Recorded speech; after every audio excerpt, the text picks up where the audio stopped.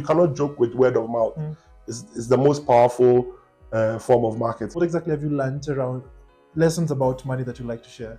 Having money does not mean just going out there and buying luxurious things, because you need the whole idea is to keep reinvesting. You cannot run a business and not be making profits, else you're in the wrong thing. What are some of the highlights you can actually say that you carried on from your first business? Because I'm sure you become better and better the more you do more businesses. You're never ever going to be ready. So for me, it's always been, when there's an idea, start putting it in motion. Even if it doesn't work, you tried it. The youth of today, we like to see flamboyant, exciting things. And we need to let them know that entrepreneurship is not boring.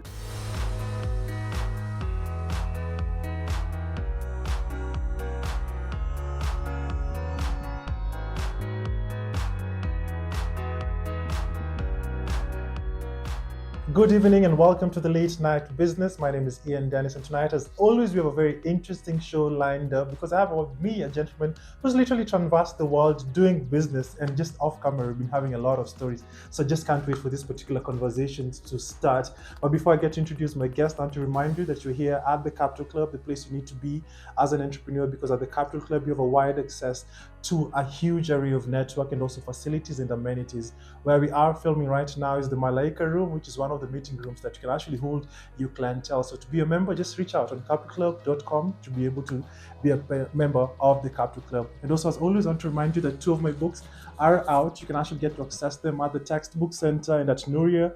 One, Food for Thought, sharing all my quotes, almost 400 quotes around life and business that you can actually get to learn from. And also my first book is called Business Conquest, the forward by the late Chris Kirubi, that talks about the entrepreneurship landscape within the country that you can be able to learn from.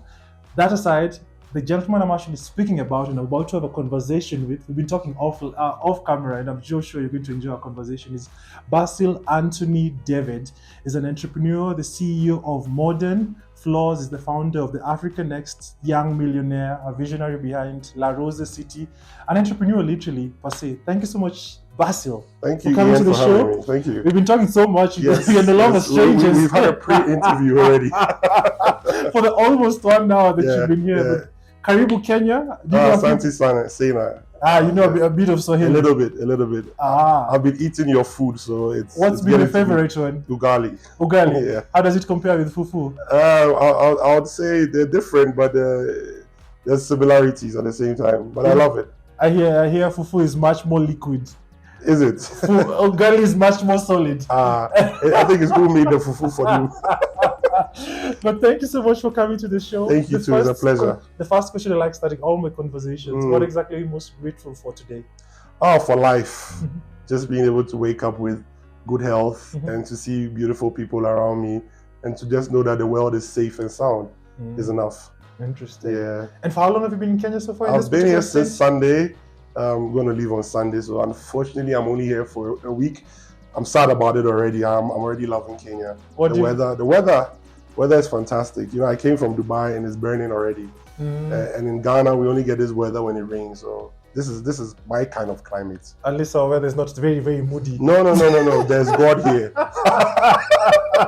The city under the sun. Yes. I was sent for your profile, just getting to know you, and I came across you on TikTok, which is very, very interesting. You had a very difficult earlier childhood. Yes. I think one of the things that you're very specific say, you grew up with a single mother, which is not an easier beginning in Ghana. Yeah. How was it growing up in Ghana?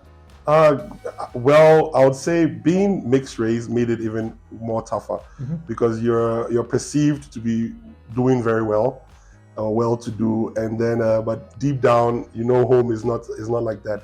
So it's a bit of a struggle, but you need to find a balance whereby you believe that there's a great future, there's a bright future, and you keep hope alive. But my mom did extremely well.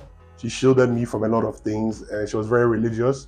And I believe that alone kept us on the right path. What was she doing? What was her profession? My mom was an administrative assistant for I believe it was an electrical architectural firm. Yeah, she worked there for a long time before she retired. Only sibling? Do you have any siblings? No, I didn't. So I really don't. Only child. Only child. Would you say that's made me spoiled?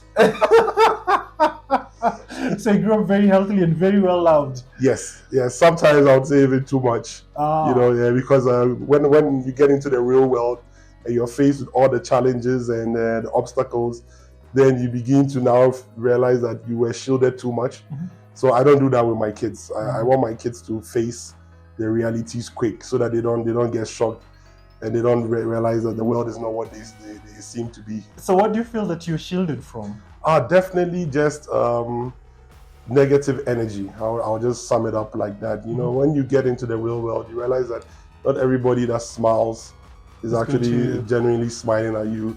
But when you're in a loving home, you tend to believe that every smile is a genuine smile. So you learn it the hard way. If you're not very careful, things like depression could set in.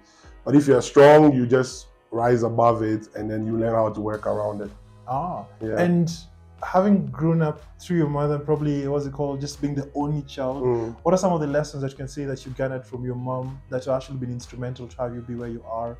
Well, I mean, it's just being content with what you have, not being envious, but it doesn't mean you should also be complacent. I mean, there are things I picked up and there are things I kind of threw away too, because I realized that some of those lessons would actually keep me backwards. So I picked the not being envious, just admire people, adore what they do, and but don't envy. That definitely I picked up. And then also not cheating people and having integrity, and always knowing that today is just today, and you have to think about tomorrow to plan ahead. Yeah. And growing up, what aspirations did you hold? Well, I've always wanted to be a businessman, a business person, an entrepreneur. What provoked that? Because your mom was. Yeah, I mean that, and then I would say it's an inner thing. It's an inner thing. I want to have more, but I want to have it the right way.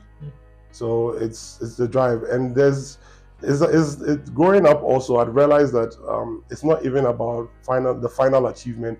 The joy is in the journey, the process. In the process, I would redo it all over again every time, just because I enjoy the process more than the final. The final result is like an icing on the cake, but the process is the real journey. That's where you get the real satisfaction from. Yeah. Take me through your early exploits in entrepreneurship, because this is something that you had within. So at what particular point did this particular journey start? Well, it's definitely started when I was in high school, when I was doing like printing t-shirts, side hustles, certificates for clubs, doing events and all that.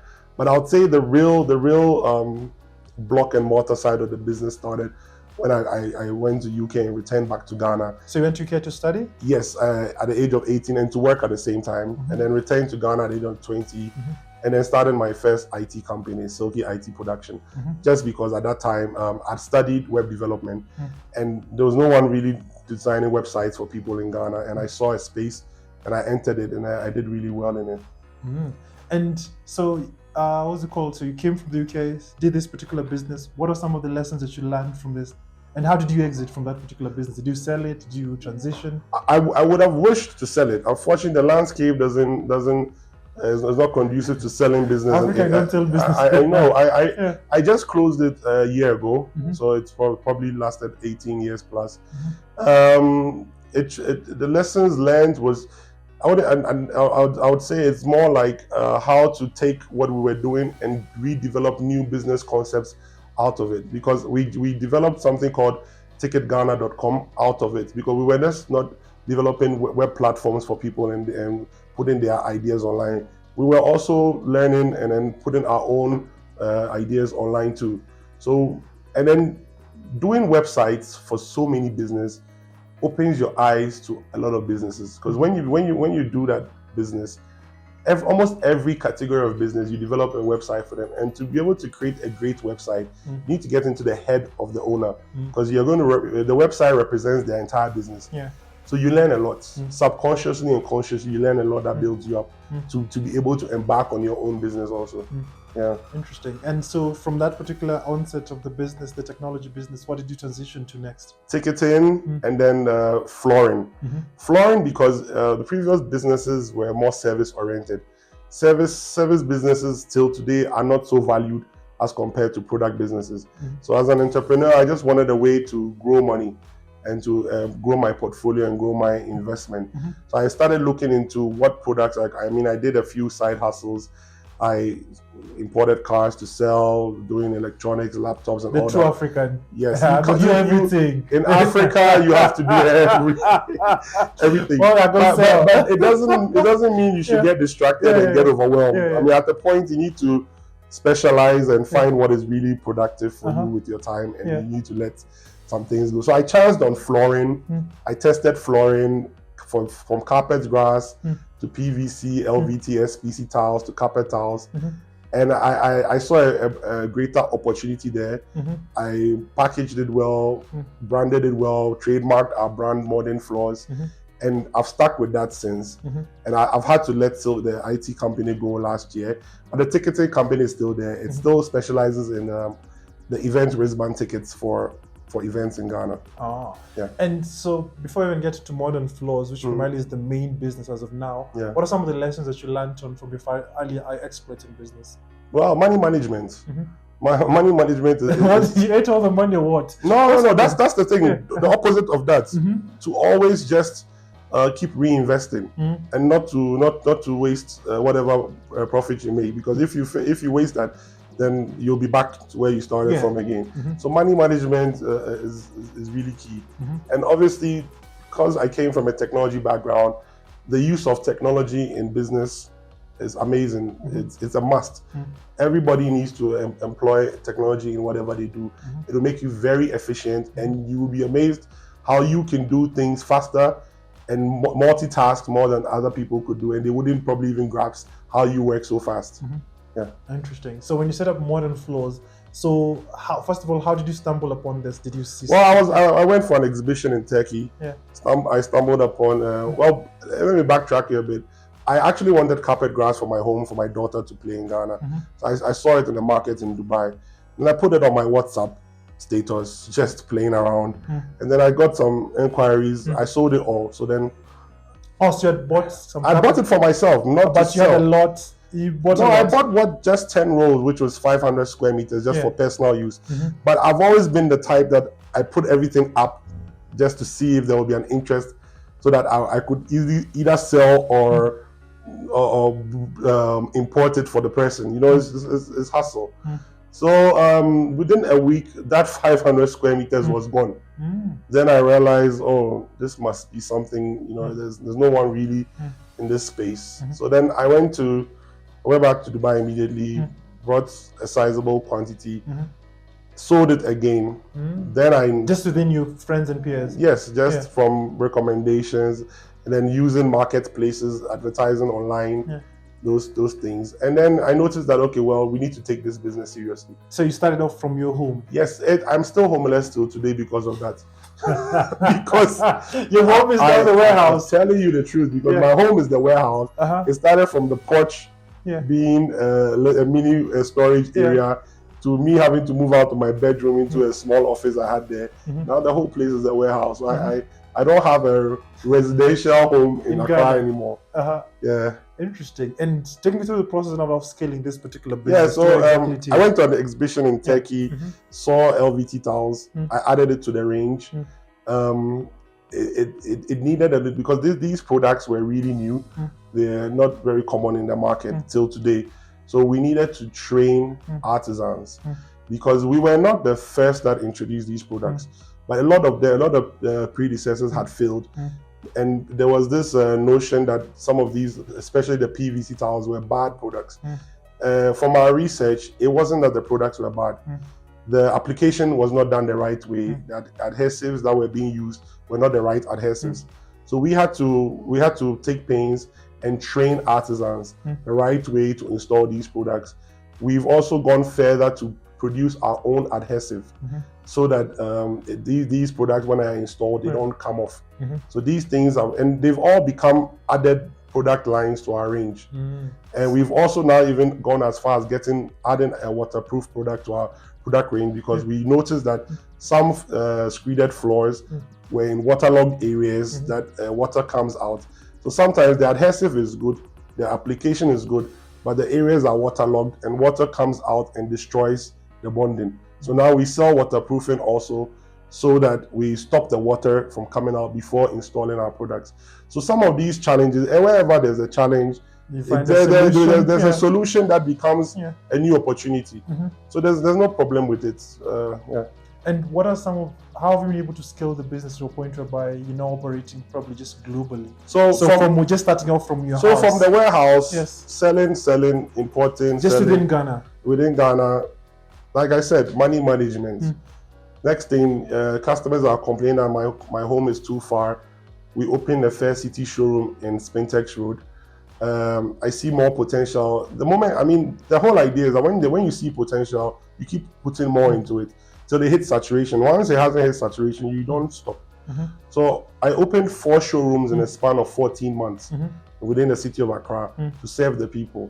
So yes, it's just been like that. And we opened our headquarters in Dubai 2 years ago because there was a need. That was born out of the fact that I spend more time in Dubai, and I realized that I need to have my business, a part of it, also there, so that it can make me some income whilst I'm also there. I'm the type that I don't like to feel unproductive. Anywhere I am, apart from have a little bit of recreational time, we need to get back to business. So open it in Dubai. And then we're about to start selling retail in UK from next month.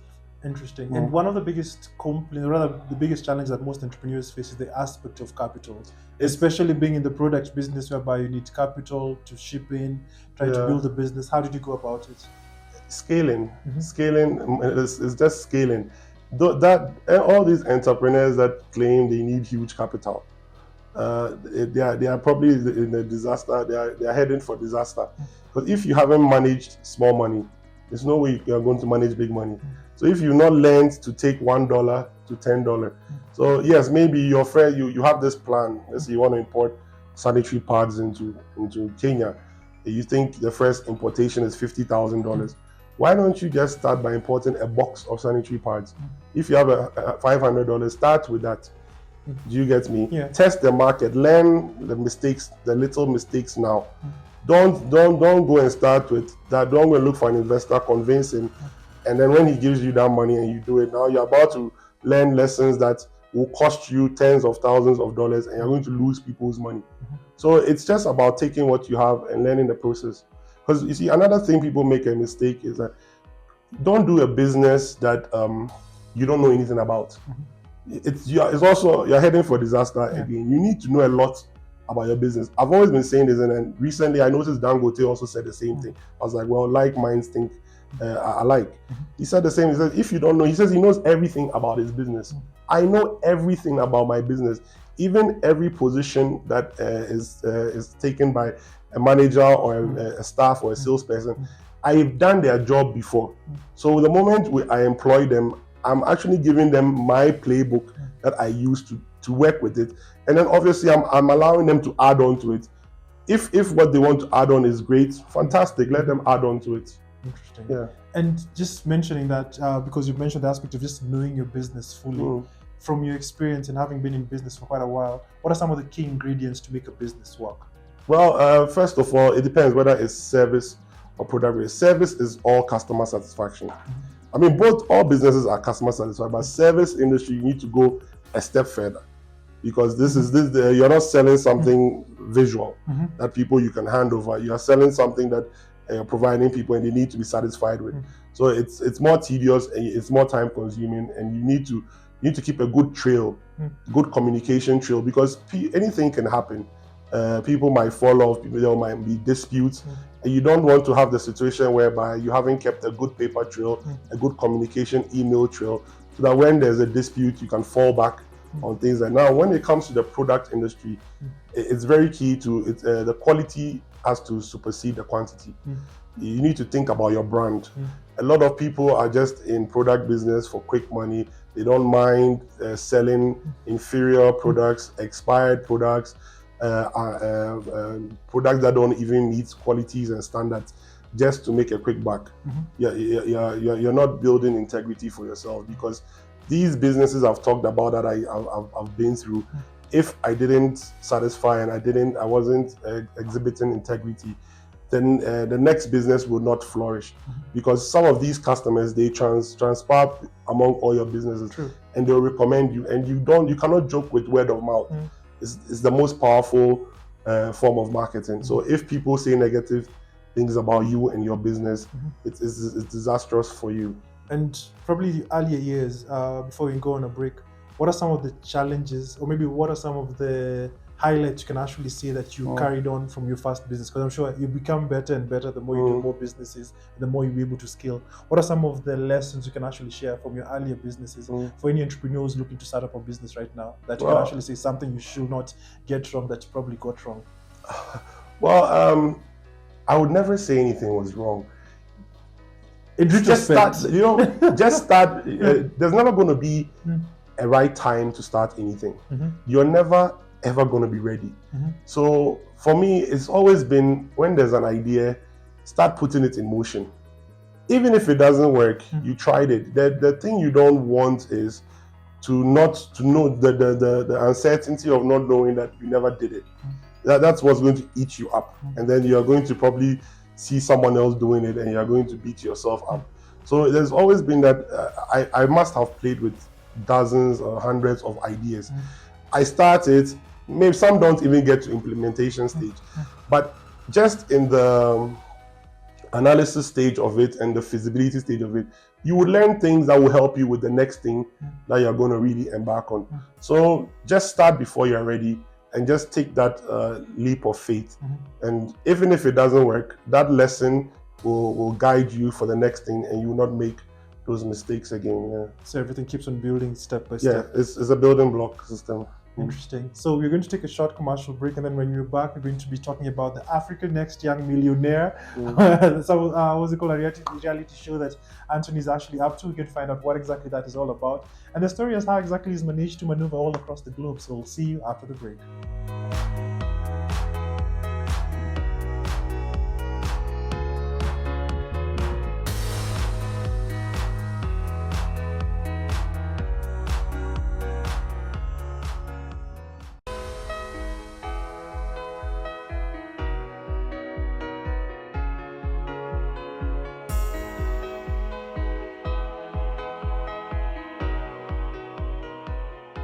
Welcome back to the show. Before we went on a break, we're just having an interesting conversation around how exactly Anthony literally set up his business. What are some of the lessons that came out of it? And at this particular juncture, you have some. What brings you to Kenya? First of all, let me get that. The food. Well, I mean, first of all, I love to travel. Yeah. But I can't travel without doing something productive. So we recently just exhibited at the Kenya BuildCon, the Modern Floors, which is Africa's biggest homegrown flooring business, by the way. Now, I was in Kenya in March I won an award, 40 under 40 award for the home and decor category. Now, I've won a couple of awards: Young Entrepreneur of the Year in Ghana, People's Choice Award, Top 50 Young CEOs. On the flight back to Dubai, something hits me that all these achievements are meaningless now, because they're becoming too much, and all I'm getting is thank you, you've done well, but what does that amount to? What impact am I having? Yes, I know I'm inspiring some people, but I feel like we need to do more. So I came up with this idea that let's have a reality show called Africa's Next Young Millionaire. It's not a new concept of looking for entrepreneurs and giving them funding and exchanging it for equity. But I said, let's do it in a youthful way. So I started putting down notes on the flight. I got to Dubai. I said, you know what, let's shoot a trailer, and I put down a concept together. Let's make it more exciting. Now, let's also add the fact that when we are done, when I bring these judges together who can invest in these young entrepreneurs, by the way, 18 to 40 years, we have a post reality series also that goes on their journey, and let's see what they do with the money, because like we've been talking about, money is all about management and scaling. So some of them think they need huge sums of money, but they don't, because if we need to change, we are always complaining. We are like, even before we came on air, we have a lot of sentiments. We are all Africans. We love our continent. But as an entrepreneur, I feel like I can help by changing Africa one entrepreneur at a time. And I feel like the system is churning out too many job seekers. We need to inspire more job creators. So I said, okay, let's use this reality show as a passion project for my foundation, which is Basil David Anthony Foundation. And let's see how many African youth we can get into business, and let's hopefully change the narrative, because we need to become empowered. We need to add value to ourselves so that the Western world gives us more respect and we get more seats at the international table like we deserve. So how can one participate in this? Oh, they just go online. Registration is currently open till the end of July. www.any.global. It's a very quick form, your age, the country. You can even be an African living. Also, any person all around Africa. Yes, and that's why. So that's what brings me here also, because I'm creating awareness, and everybody keeps asking where would the first season be, and I said, well, more Kenyans should register, because I would not lie to you. The first season will be which African country has the highest number of registrations. It's a very quick form, just your name, where you are, a quick short paragraph on what you're doing, the kind of money you're searching for, and we're just going to put in. The team is going to sit down and we're going to decide which country. But I am hoping that his first season is coming to Kenya, and I'm also hoping that the youth out there can even drop us some names of judges they would want to be on the panel of investors, because sometimes it's just not about the money, it's the mentorship. So there are some people you've been idolizing, you admire, you adore, you've been inspired by them. If you drop their names on our social media, it's Africa's Next Young Millionaire on all social networks. We'll make it a point. Since I've been here, I've met with a lot of people. I will not mention their names. They're top people that they are investors, and they've all welcomed me, and they've all given assurances that they want to be on the show.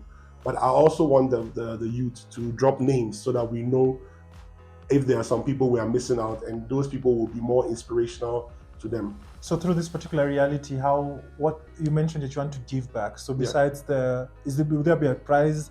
No, it's going to be an investment? You pitch your business idea, you state what sum you need for what percent of equity, and then hopefully you're able to convince a judge. Could be one judge, it could be two judges that team up, and then they invest in you and grow your business. It could be a new business, it could be an existing business. It depends on what you have. Interesting. We are adding a bit of more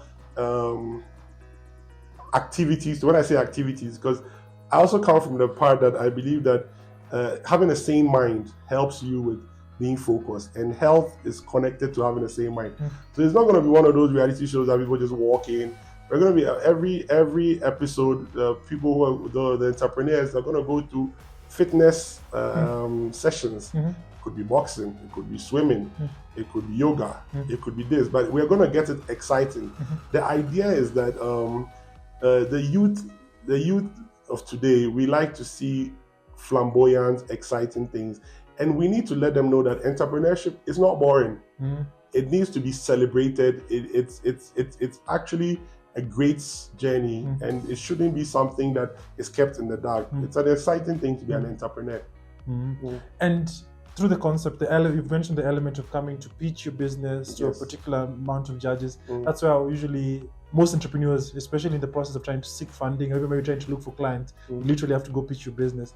From your experience, what exactly does it take for one to pitch correctly, Good. either for sales or business? Thank you for your question. I want all the entrepreneurs who are planning on being on this reality show to come with business plans that have realistic projections and realistic valuations. Don't just get up and say my business is valued at 30 million shillings.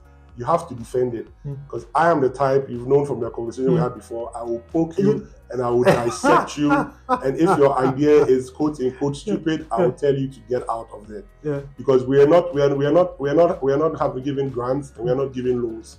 We are injecting, and then business is a serious thing. It's not a joke. You need to be serious. You need to understand the business. You need to understand the numbers. And if your numbers, there's a saying: if numbers don't make sense, it makes zero sense. So come with your A game. Make sure you understand the figures and the concept you are backing, and let it make sense. And what does it take from your experience? Because I want to give what does it take for you to make the right kind of pitch? Projections, realistic projections, scenarios also, scenario projections. You should be able to give at least 3 scenarios. Worst case, average case, best case. I watch a lot of these reality shows and I see everybody pitching one scenario. If I was the judge on that show, you're out. Because life is unbalanced. Anything can change tomorrow. There's a flood tomorrow. There's COVID. What do? There's a storm. There's the factors of God. Even in banking, insurance, it's all captured. So I need you to understand and to show all your scenarios. And let's see that even in your worst case, even if you're not profitable, at least you're staying above the water. Yeah. And it's about becoming the African next young millionaire, quote unquote. So this brings the element of wealth and also money. Yeah. Having had that, because I presume you're wealthy, having been in business for this quite a while. So. You said you don't go to same mindset. But anyway, speaking about wealth, what exactly have you learned around lessons about money that you'd like to share? Because you spoke very early on. You spoke very about money management. Aside money management, lavish spending. You'd be amazed how having money does not mean just going out there and buying luxurious things, because you need the whole idea is to keep reinvesting. So, for example, don't buy something that I always say, like, let's say a car. If a car costs 100,000 in whatever currency, and the only money in your bank is 110,000, you have no business buying a 100,000 car.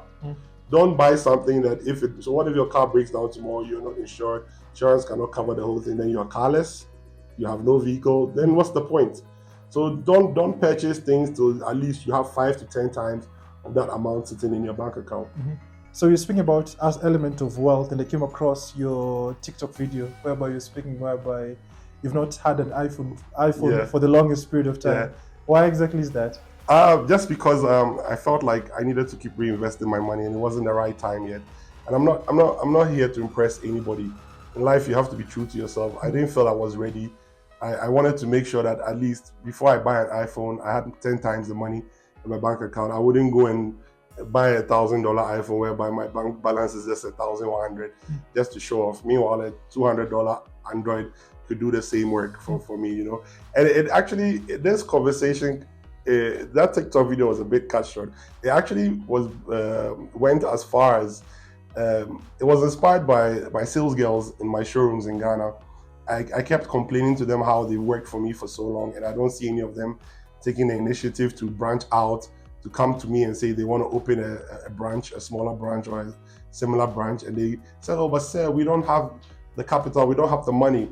Then I look at their hair and I see all these beautiful wigs, and I go like, but you're wearing the investment on your head. You have about $1,000 on your head, you know, and then they smile. So it's all about preference and choices. But don't complain when the things you need are right in your reach, but you're using them for the wrong things. A lot of young guys today are following the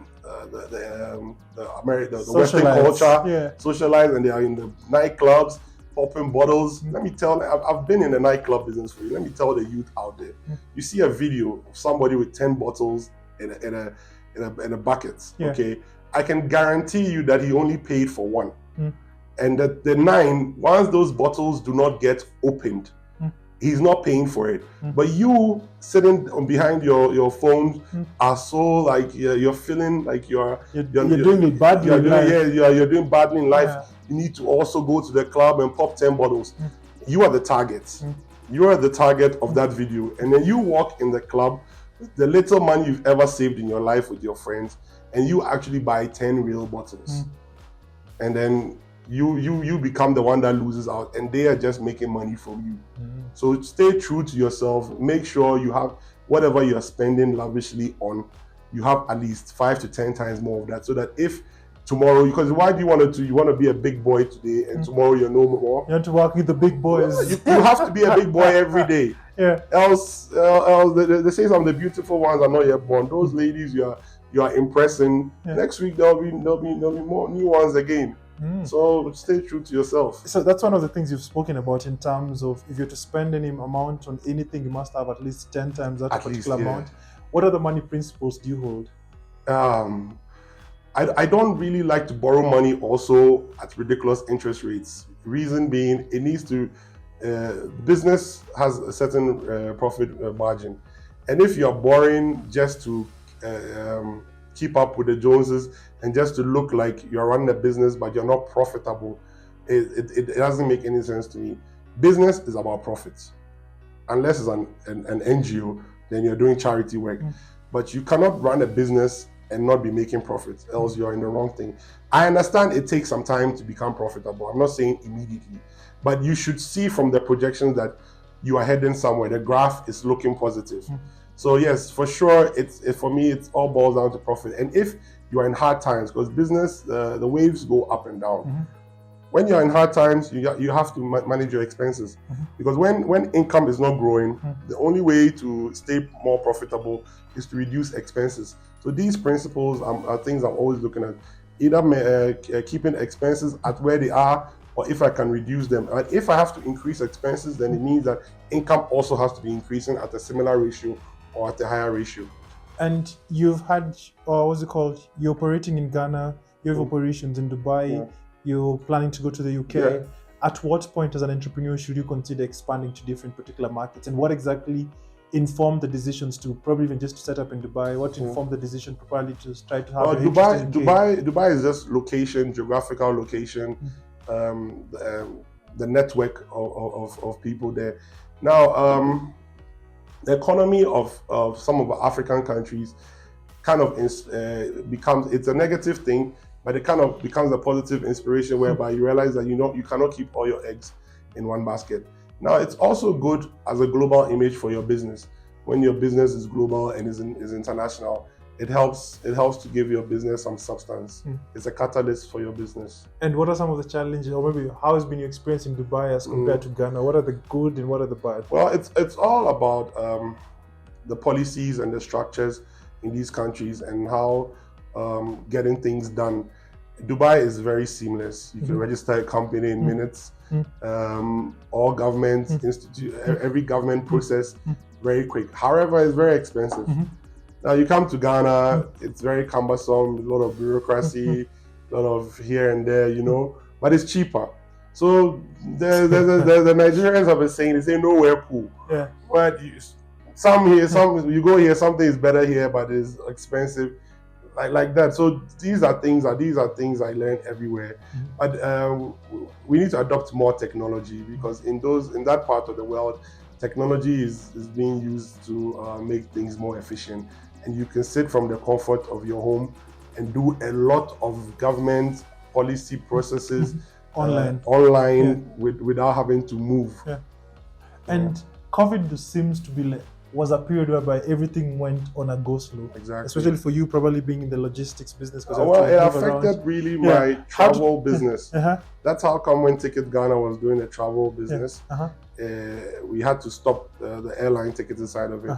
But it's just not COVID. As we sit here now, shipping rates have gone up, if I'm not mistaken, about 20% or more, just because of the issue between Israel and Palestine. There's a lot of bad energy in that side.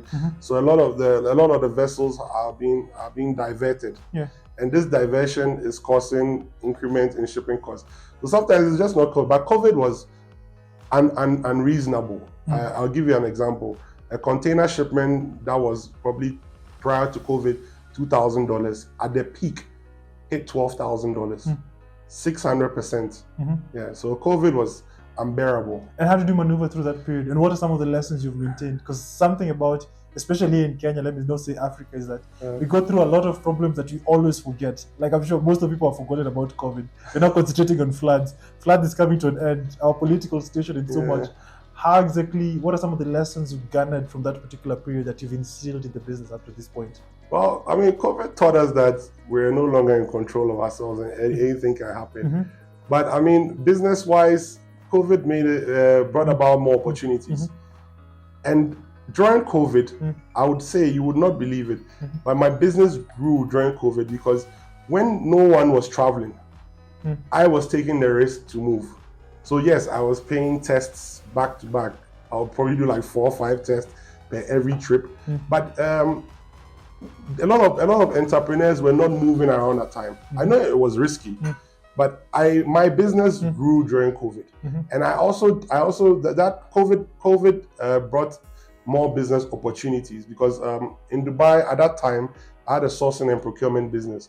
So I got into sourcing and supplying of COVID test kits, these handheld thermometers. So it presented another opportunity whereby, yes, some of our regular day-to-day business came to a bit of a halt, but then new opportunities came about, and then we used that to balance ourselves for the period. So the test kits became a business. Thermometers became a business. And another conversation we were having before even we went on air is the aspect of you as an entrepreneur being able to scale and create processes in your business to be able to be freed up. Yes. The reason why you're in Kenya is because you've been able to free up yourself. 100%. How did you go about that? Because most of the people have the concept of entrepreneurship like self-employment. Yeah, just try to demystify that for us and how you went about it. Yeah, it starts from self-employment, but if definitely the business you have is growing, you need to at the point start delegating and employing people, giving them tasks, and making sure that whatever money you are spending, your new ventures are making you more to cover that. So that's basically you need to believe in what you do. If you're not ready to pay people, you're not going to grow beyond a certain level because we all have the same number of hours in a day, and we are human. We're not AI run minds. We can't multitask at that speed. So you need to delegate, and you need to spread it out. For sure, everybody's fear is people stealing or being dishonest in your business, but that's where you put in checks and balances. You put in procedures. You can never eliminate these things 100%, but your systems, your processes, your whatever you put in place will help curb it. Reports, correspondence will help reduce it. And you also have to keep a bird's eye view on all these things. You can't just leave it to people and not monitor. You need to be a good monitoring, and that's where you employ technology also. Use technology a lot, CCTV cameras, all these things to keep an eye on your business. And in terms of employing people, everybody has their own way in terms of what exactly they look at in terms of just trying to build your team. How do you go about it yourself? Well, I'm not the type that looks at your qualifications. For me, it's the interaction. It's a one-on-one interaction. Within a minute, I'll know if you are the one. And I can't. How do you know? I can't even tell you what questions I ask. But it's just the convo, the initial conversations. The energy. They're getting the energy. They're getting knowing me, knowing you part. You connect. And you know because you know what you're looking for. And if that person is not, the kind of answers are not coming the way you wanted, you know. And there's no point pursuing it. And sometimes you might not find the perfect person, but at least once you check, let's say you're looking for 10 things, and you're able to check probably 6, 7 out of the boxes of what you're looking for. It's okay. The person will learn on the job, because my businesses, for instance, were really new concepts worldwide anyway. So there was no way anyone coming in was 100% prepared for that. But at least once the person was ambitious, was willing to learn, was loyal, at least showed some integrity, it was fine. And I always like to employ people through recommendation, because there's an element that when someone comes to someone, they have this principle in them that they don't want to disappoint the one who recommended them. So even if they have bad intentions, for some reason or not, those bad intentions go away, because now they're just not going to disappoint you. They're going to disappoint whoever referred them. So before you come to an end, I have like 10 questions, quick fire questions. So whatever comes to your mind, you can actually answer them. So the first question: what's the greatest risk you've ever taken? Greatest risks I've ever taken. Quick fire. Well, just take it. I mean, business is risky. So business, but it's a sweet risk. So I don't see it as a bad thing. All right. The question sounded like negative, but for me, it's a sweet risk. So salty or sweet? Sweet risk, sweet mistake. Money or happiness? Happiness. Are you more of a thinker or a doer? Doer. What's your favorite color? Black. What scares you? Nothing. What's your hobby? Exercising. At what age do you want to retire? Never. How many hours do you sleep? How many hours do you need to sleep? How many hours of sleep do you need? 6. Who inspires you? Athletes. Read a book or watch a movie? Watch a movie. Freedom or money? Freedom. And the final question: what's your hidden talent?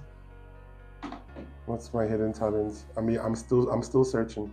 It's still hidden. Yeah, I still feel like when I hit 40, it will manifest. Because life begins at 40. Yes, so I'm hoping when I hit 40, all these things will make sense and I'll begin to know my real path. Interesting. So when is the reality coming out? Hopefully September, October. Interesting. So when it's out, you can feel free. When you come back again, Sure. you're invited. Thank you so much for Thank the you so conversation. much for having me, Ian. All right. Hope you've learned a thing or two from my conversation with Anthony, who's the CEO of Modern Floors. And there's a reality that's coming out. Africa's